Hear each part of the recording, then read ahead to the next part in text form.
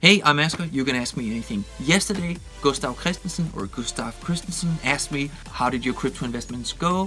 What are your thoughts on the market moving forward? And was I ever paid to promote ICOs or other crypto projects? So I'm going to answer all of these questions. I am going to focus on the market though.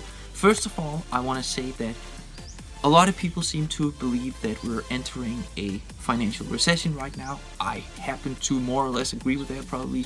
I mean, it could be dragged out, who knows.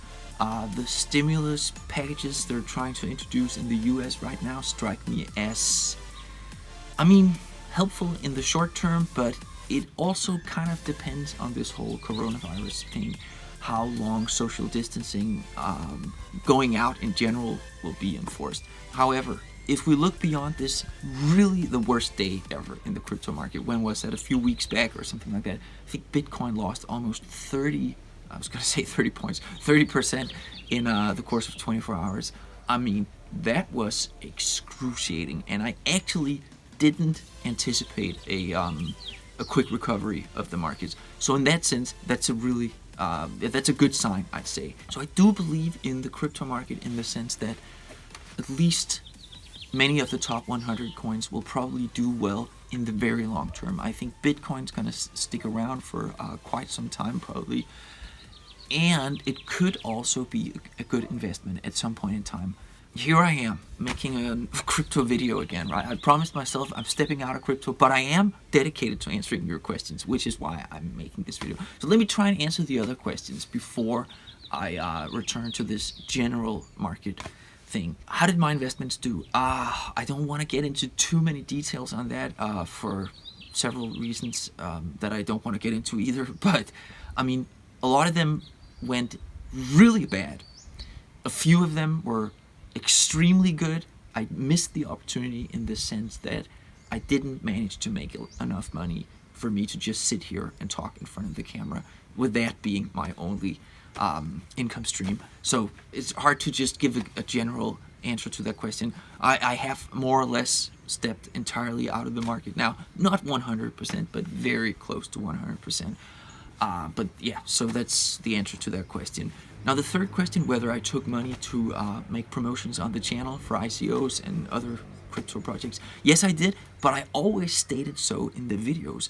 Now when the market started crashing, I've received, I don't know, let's call it 20, 30, 40 emails a day of people accusing me of taking money from companies that I didn't take money from. I always stated it in my videos. I think there was one exception to this, but I never actually published that video because I was shooting it, I was doing some research on it, and before I was ready to publish it, I just wrote the company that wanted this review that, you know what, after having slept on it, I don't actually believe in your business or your business model, so I'm not going to take your money and I won't publish the video. They thought I was crazy.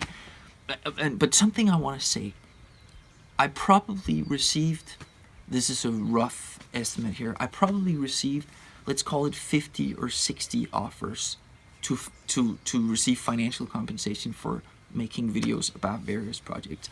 I turned down, I think, all of them but 10 or something along those lines. I think I did roughly 10 paid videos. But one thing I want to say, not for every company, but many of these companies, many of the companies that some of you guys might be invested in, they still owe me my payment. So was I compensated? Well, in a sense I wasn't. I was made a promise of being compensated. But when it came down to it, many of these companies did not deliver.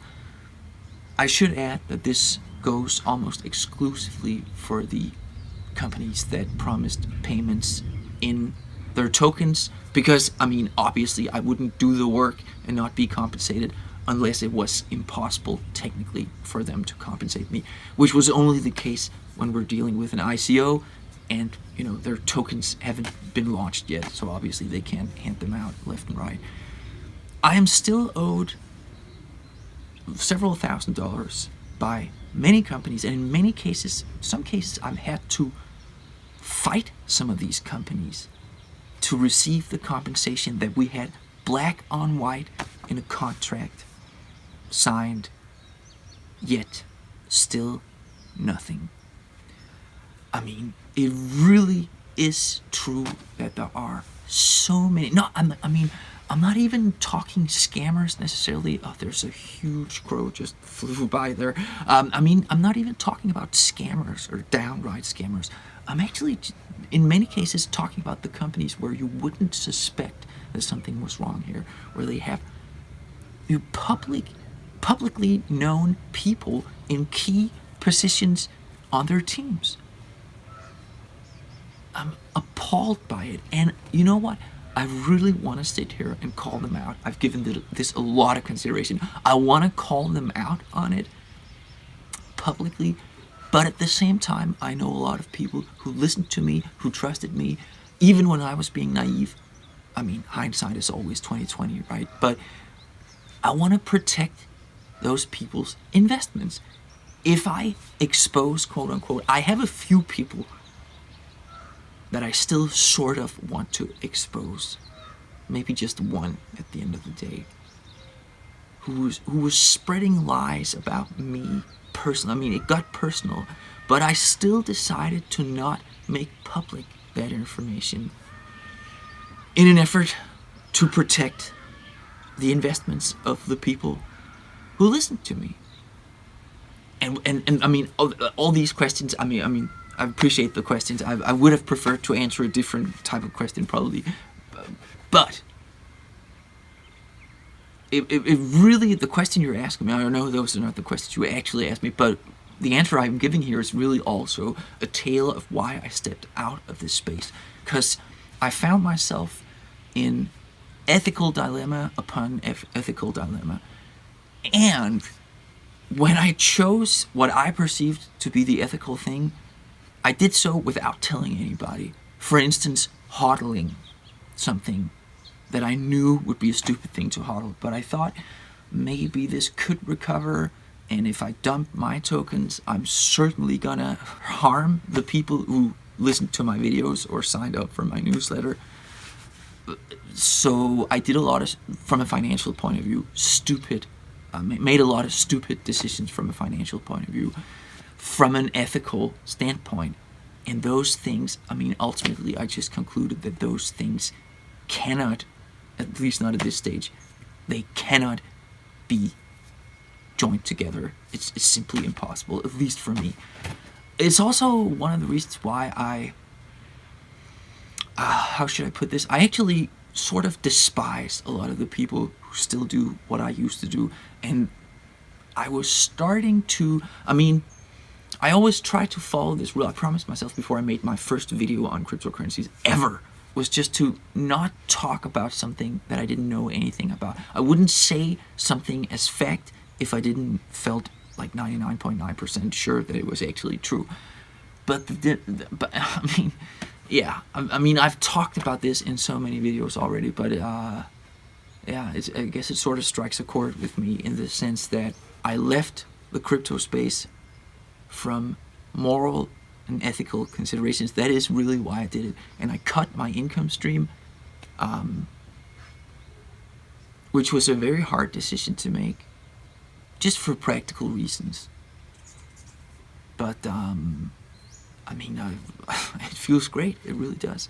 Okay, so let's just return to the market for a little while. In the long term, I think a lot of these crypto projects will do really well. The utility, I mean, yeah, I don't want to get back into the, I'm optimistic in the long term. If I had spare cash lying around right now, I might buy some Bitcoin. I don't, and I won't. And also, there's one more thing to consider. We're still in the early stages, and we still know that there are some whales out there. There are just too many single individuals who could, if they wanted to, who could make the market crash, essentially. And pair that with the fact that we have exchanges that offer, I mean, insane leverages these days. I think there's still some that offer 100x. That just creates a scenario where the wrong people have the wrong incentives to play this market in a decent way. Yeah. But I think in the long term, we are seeing some really weird stuff going on right now. I mean, the quantitative easing that's going on in the US right now. I haven't got my check yet. I'm still waiting for it, if I get it. But they're actually printing money and handing them out to us, the citizens of the US right now, which is really bizarre development. I mean, I see why they do it, but it's hard to imagine a scenario where that doesn't result in inflation, heavy inflation. And just looking at the historical charts of, I mean, inflation, not just of the US dollar, but I mean, it's still relatively strong, but it's hard to imagine that it can keep being so strong. And that, of course, is a case for Bitcoin and other top cryptocurrencies. I mean, I'm even optimistic about a few micro caps as well. I'm optimistic about Somi.social, which is a Facebook alternative, decentralized, monetized with cryptocurrencies. I use it almost every day. So that's just a little shill drop there, I guess. Or, I mean, look at it however you want to look at it. I hope that answered your question, Gustav. And thank you so much for asking it. And please ask me anything. I'm going to try and answer a question each and every day moving forward. Thanks for watching this video, and stay tuned for more. Have a good one. Cheers.